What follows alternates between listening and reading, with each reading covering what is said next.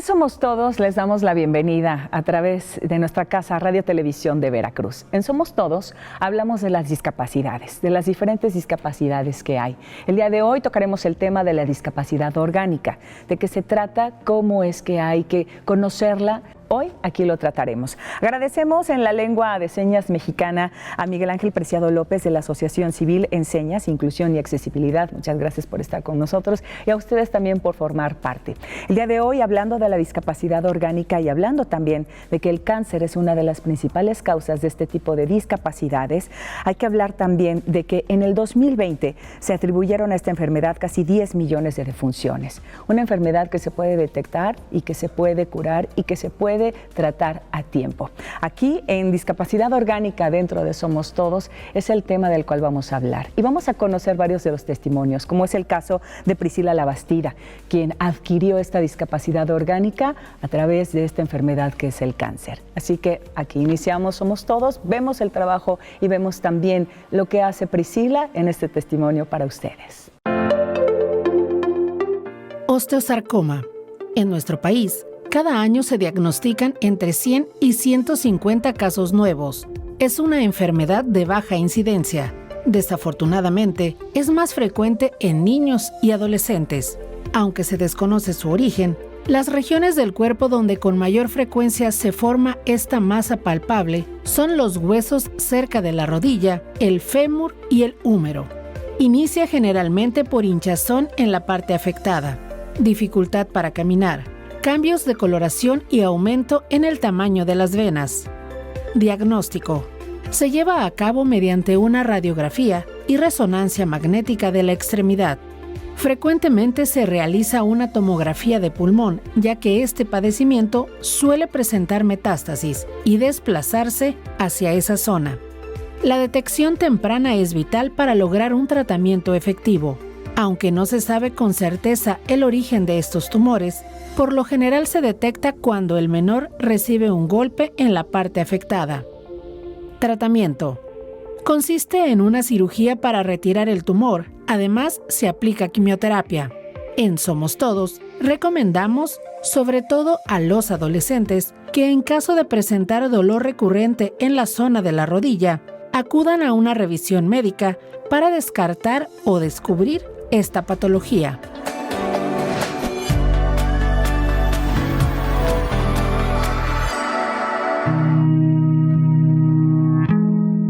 Mi nombre es Priscila Labastida, yo tengo discapacidad motriz, soy amputada de pierna derecha. Hace un promedio de 8 años yo fui diagnosticada con un tipo de cáncer óseo, osteosarcoma se llama. Se gestó en la parte distal de mi fémur, es decir, ya cercano a la articulación de la tibia con la rodilla.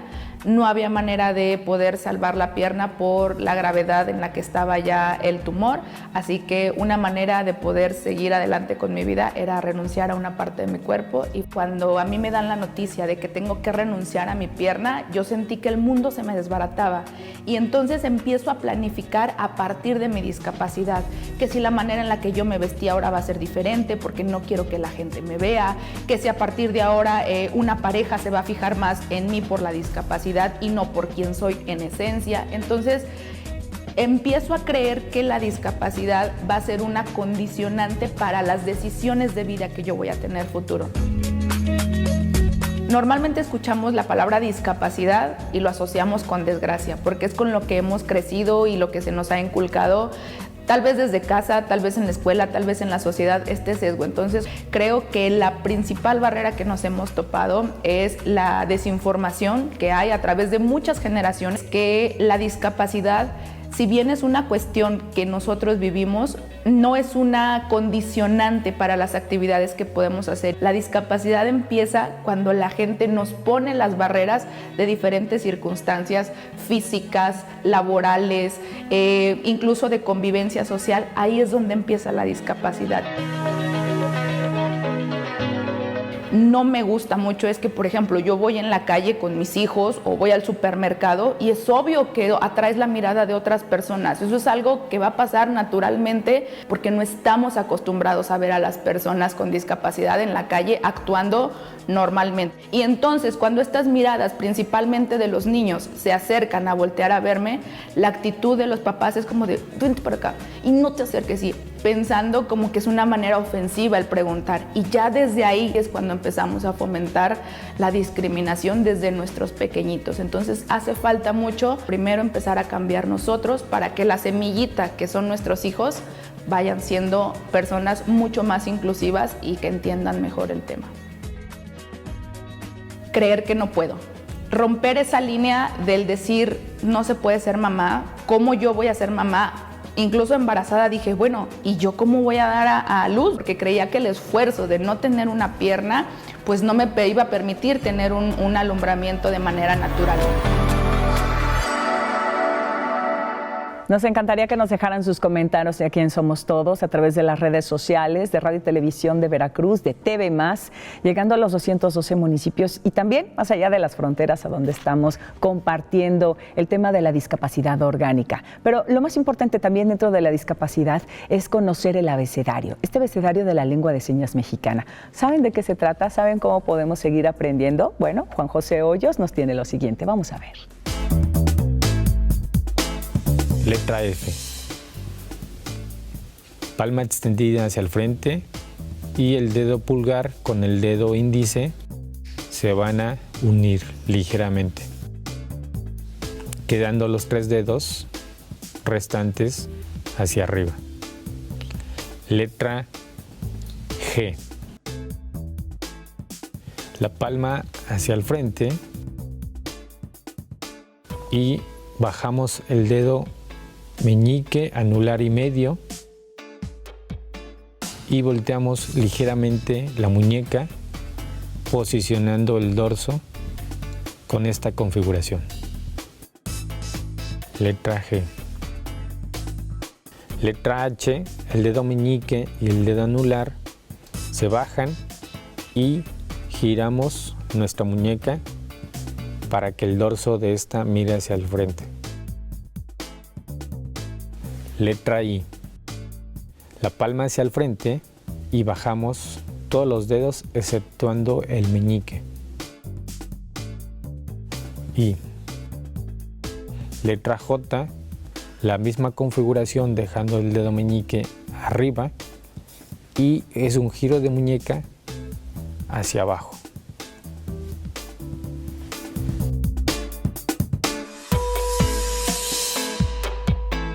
Y aquí en Somos Todos, para hablar precisamente de todo este tema de la discapacidad orgánica, tenemos aquí en el estudio, me da mucho gusto recibir a Marco Coronel. Él es fisioterapeuta y hemos tenido la oportunidad de platicar hace unos instantes antes de entrar al aire con ustedes y hace algunos días también de conocerlo y conocer su trabajo. Y es por ello que hoy aquí en este programa y para llegar a las familias de Veracruz y de otros puntos, vamos a hablar del trabajo, de lo que implica la rehabilitación preprotésica. ¿Pero de qué estamos hablando? Marco, ¿cómo estás? Bienvenido. Muchas gracias por recibirme. Al contrario. Yo soy Marco Coronel, encargado del área de terapia física en Lazos de Acero.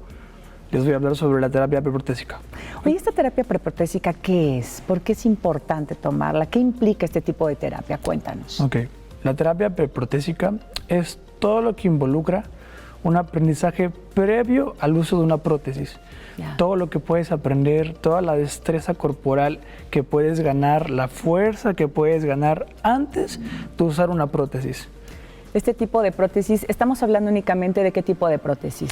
Bueno, en este caso hablamos un poquito de una prótesis de miembro inferior, ya que una prótesis de miembro superior no es necesario ganar tanta destreza, pero para una de miembro inferior sí es necesario ganar mucha destreza. Fuerza en el tronco para que tengas equilibrio, tengas estabilidad, porque al solo tener una pierna, pues eres más inestable. Entonces sí necesitas fortalecer esa pierna que tienes y empezar a ganar fuerza en todo tu cuerpo. Cuando hablamos de este tipo de prótesis que dices miembro inferior, nos referimos a las piernas. Así es. ¿A qué altura de las piernas se utilizan este tipo de prótesis? Esas prótesis hay diferentes alturas. Ajá. Puede ser tanto desde la cadera a mitad de la pierna, en la rodilla y debajo de la rodilla, que son las principales, desarticulado de cadera, ¿Sí? transfemoral, que es a la mitad de la pierna, y Exacto. transtibial, que es debajo de la rodilla. Son las principales amputaciones. Son 3 diferentes tipos de prótesis, pero las 3 son de la pierna.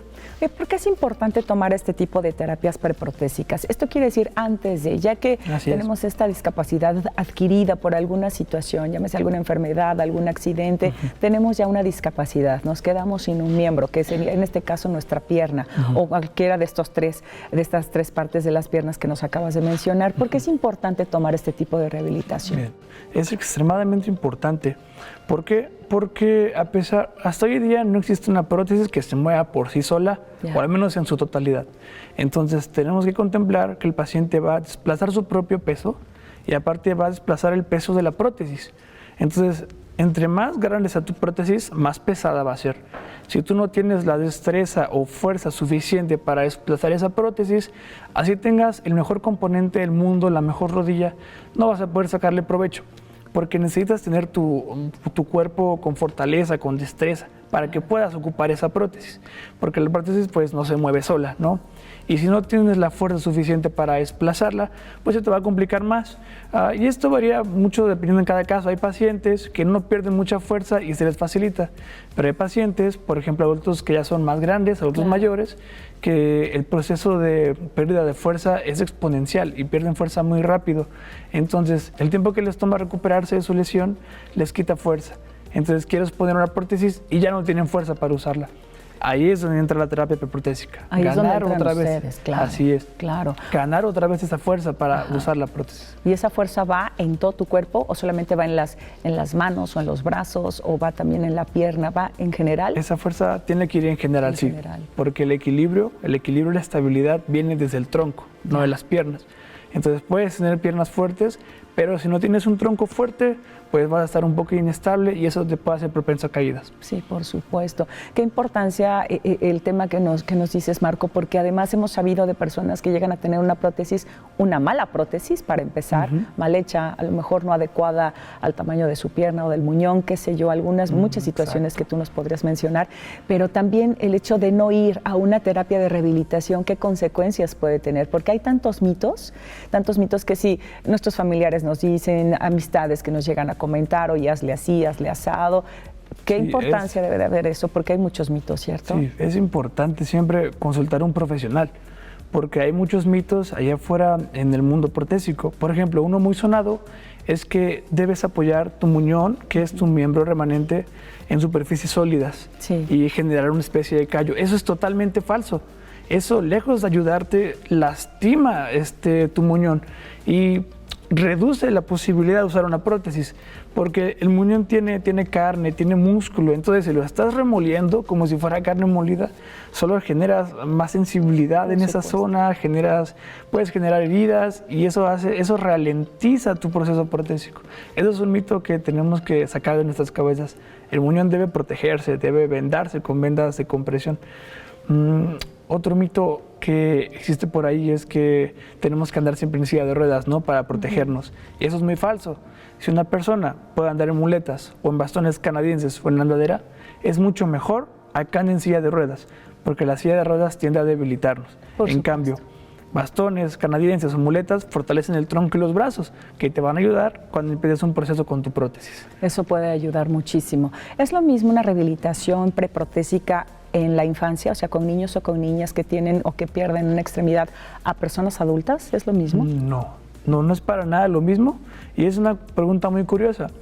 La rehabilitación, pues es una palabra compuesta, ¿no? Habilitación y volver a hacer pues la rehabilitación, ¿no? La diferencia es que con los adultos sí hablamos de una rehabilitación, tenemos que habilitar otra vez el cuerpo.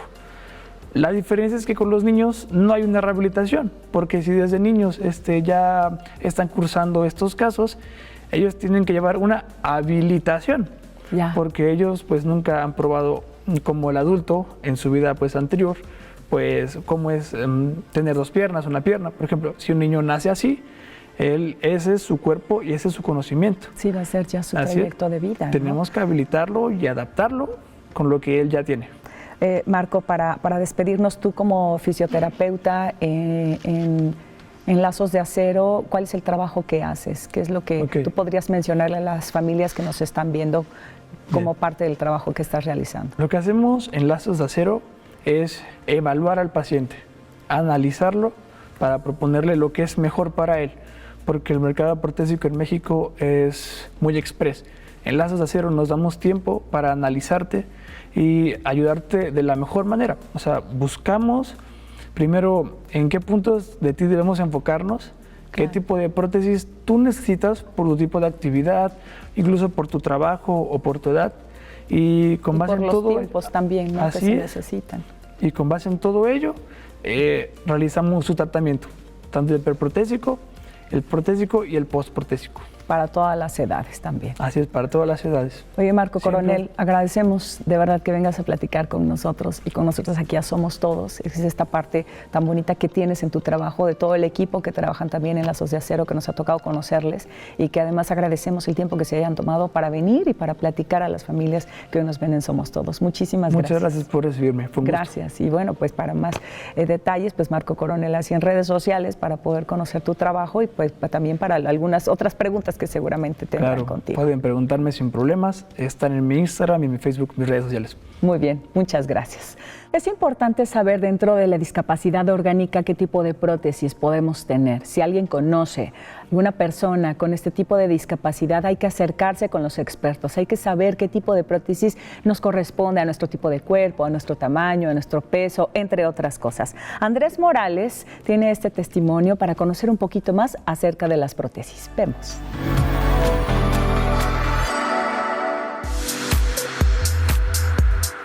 Dentro de las recomendaciones básicas que existen para la elección de una prótesis, primero que nada está el ser sensato con el protesista. Muchas veces las personas tienen el miedo de decir la realidad con el protesista. La realidad, ¿a qué me refiero? Si tu vida es activa, pues dile que es activa. Muchas veces tienen ese miedo porque piensan que si lo digo me va a salir más caro. Entonces eso es algo nocivo, porque si yo no digo realmente, yo me enfrento a esto, yo trabajo en el campo, yo esto, logramos una mala obtención del componente, un componente protésico que no me va a responder a las cuestiones que yo le demando. Entonces siempre es muy importante que el paciente y el protesista exista esa confianza de poder hablar y realmente decir las cuestiones a las que yo me voy a enfrentar. Si vivo en un lugar, en una calle que me enfrento mucho a un terreno desigual, a piedras, a todo esto, mencionarlos, porque hay pies que se mueven, hay pies que tienen articulación, hay pies y son sencillos, son económicos, hay pies que no lo tienen y por lo tanto, si se lo pones a un paciente que te dice, yo nada más camino en plano, pues lo acaban tirando, ¿no? Porque el pie es rígido. Entonces es muy importante siempre eso. Otra de las cosas muy importantes a tener en cuenta es tener un buen cuidado del muñón, de nuestra extremidad como tal, cuidar muy bien la cicatriz. Es muy importante cuando comencemos el periodo protésico nunca tener cicatrices, nunca tener cortadas, porque en el momento que comenzamos a trabajar esto puede haber sudor, por lo tanto en el sudor hay bacterias, existe el riesgo de una infección si tenemos una herida. Es muy importante recalcar esto porque la gran mayoría de los pacientes que sufren una amputación pues es por diabetes, ¿no? Entonces sabemos que un paciente diabético batalla mucho con la cuestión de las heridas. Debemos de ser muy cautos para que siempre se cumplan todos estos aspectos y sea un tratamiento pues sin baches, ¿no? Sin ningún freno.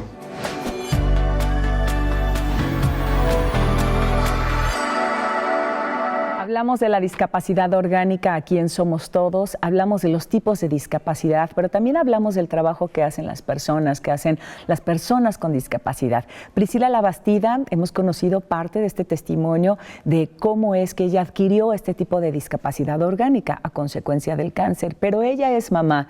¿Cómo ha ejercido la maternidad? ¿Cómo es que ella ha podido ser una mamá con discapacidad y además estar como parte de una sociedad empática con sus hijos y con su hijo y con su hija? Vamos a escuchar qué es lo que nos dice Priscila Labastida. Actualmente estoy casada y soy mamá de 2 hermosos bebés, una nena de 1 año y medio y un nene de 3 años. Cuando me doy cuenta que la discapacidad no me define como persona, haz de cuenta que se me abren las puertas del mundo. Y a partir de ahí me doy cuenta que yo puedo volver a hacer las cosas que yo quiera volver a hacer. La maternidad fue una de las cosas que yo creí que no podía lograrlo, porque cómo yo le iba a seguir los pasos a un nene, porque son muy activos, porque son muy intrépidos, porque quieren subirse a una resbaladilla, a un columpio, y cómo su mamá iba a poder ofrecerles esa movilidad. Hoy que no solamente soy mamá de uno, sino de 2 pequeños, pues la verdad es que mamá puede hacer todo. Mamá puede bailar, mamá puede jugar, mamá puede acompañarlos y mamá les puede dar todo el amor que una madre, incluso con 2 piernas o sin discapacidad, pudiera ofrecerles. Bueno, inicialmente yo con mis hijos no hago un señalamiento especial de que mamá tiene una discapacidad. Ellos lo notan y hacen preguntas. En el ejemplo de la prótesis, cuando nos ven a mí y a mi esposo que tenemos una pierna diferente, tratamos de involucrarlos como una manera consciente. Por ejemplo, para nosotros el contarle a nuestros hijos cómo fue la manera en la que perdimos nuestra pierna, lo relatamos desde una manera que para ellos les parezca sorprendente. Yo algo que les digo a mis hijos es: mamá perdió la pierna, mamá se puso triste, el doctor le comentó que teniendo una prótesis mamá iba a poder volver a jugar, mamá iba a poder volver a bailar, mamá iba a hacer todo lo que quisiera, y hoy estoy muy feliz porque soy mamá de ustedes y porque aparte podemos salir de viaje y entonces les empiezas a dar esta cuestión de las cosas que sí se pueden hacer, que el día de mañana, si por alguna razón ellos llegan a ver una limitante, no precisamente tener una discapacidad, sino que sientan ellos una limitante, saber que se puede seguir adelante. Eso es lo principal que fomentamos en nuestros hijos. Una vez que nosotros empezamos a entender la discapacidad como parte de una diversidad social que hay, que no es algo, una etiqueta que nos ponemos, no es algo que buscamos por tener algún tipo de beneficio, ¿no? Que simplemente es esta cuestión de una capacidad diferente como lo tenemos todos, más no como una etiqueta para un sector poblacional. Es ahí cuando entonces las puertas se empiezan a abrir, porque cuando las personas empiezan a entender que discapacidad no significa ser una carga, pues te dan oportunidades laborales, oportunidad de participar en actividades, por ejemplo, políticas, incluso en las escuelas hablar con libertad de este tema, que la discapacidad no defina las cosas que tú quieres volver a hacer.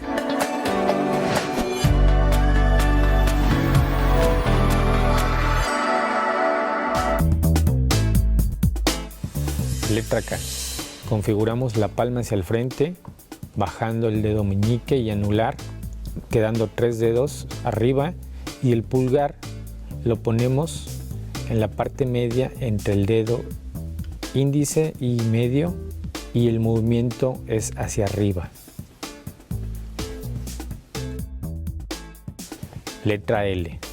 Configuramos la palma hacia el frente y bajamos el dedo meñique, anular y medio, quedando índice y pulgar extendidos.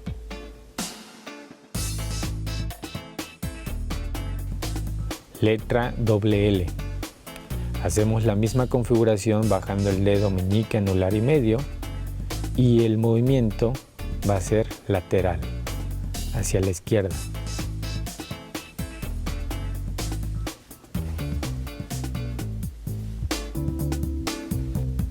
Letra M.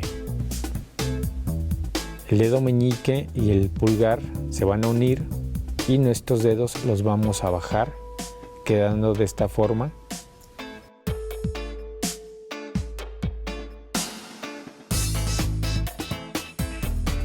Letra N. Dejamos el dedo índice y medio arriba y bajamos nuestra mano, quedando el dorso hacia el frente.